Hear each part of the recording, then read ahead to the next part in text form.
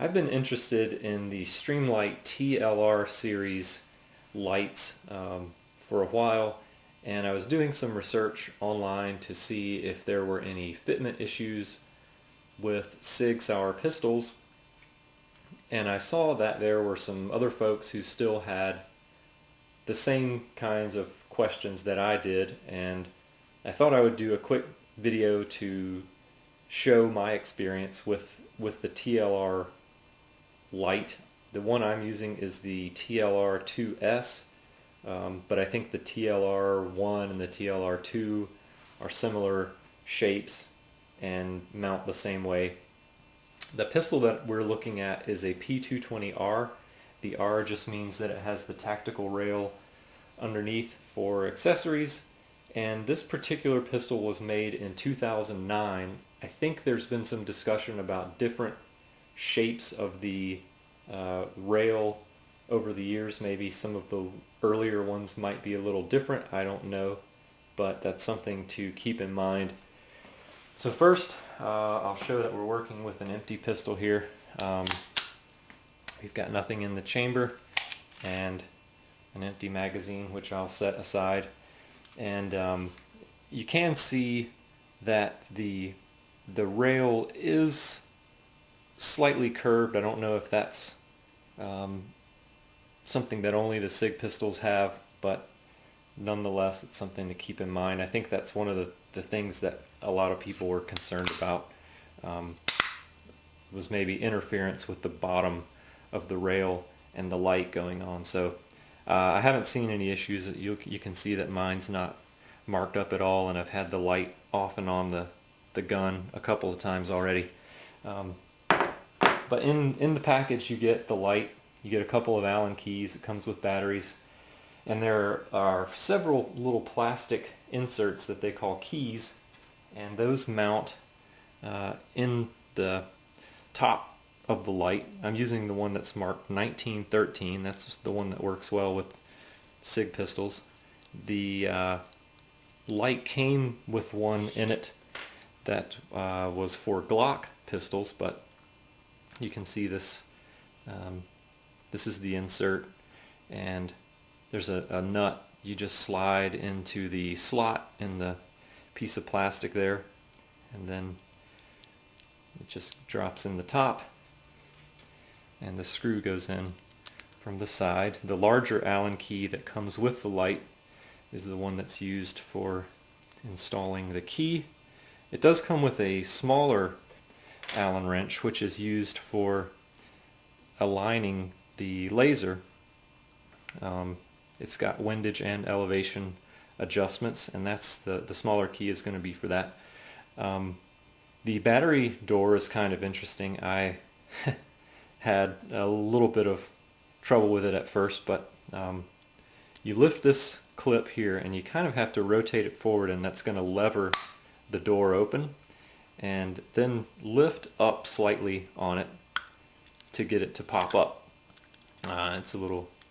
It's just kind of hanging there. But on each side of the light there will be an indicator about the polarity of the batteries. So I'll put in the supplied batteries according to the polarity on the light. So there's that one, and that one's in.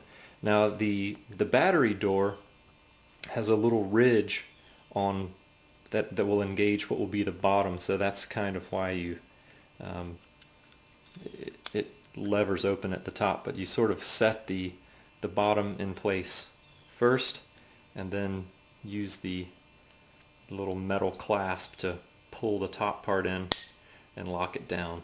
So now we've got a laser and the light. So it's working, which is a good thing. And we've got our key in. This screw will be for tensioning. As you push this in, it's going to let the clamp move out. So we're going to loosen this all the way so that when we have maximum space to fit it to our rail. So you can kind of see that working. And now it's pretty simple.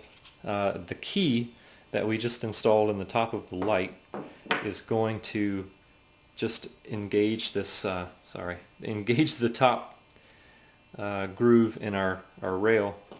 So as we set the light onto the pistol, we push that clamp, and, well, easier said than done, huh?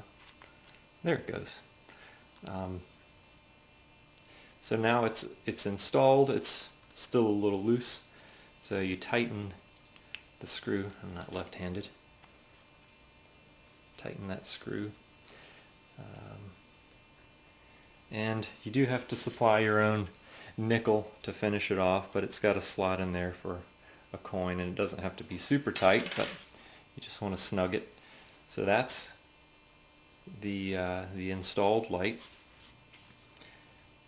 Looks pretty good, and now I'll take it back off just so we can look at the rail and see that there were no fitment issues. I actually thought that the metal clasp for the battery compartment might cause some issues, but you can see it there. There's no contact or anything with the frame of the pistol.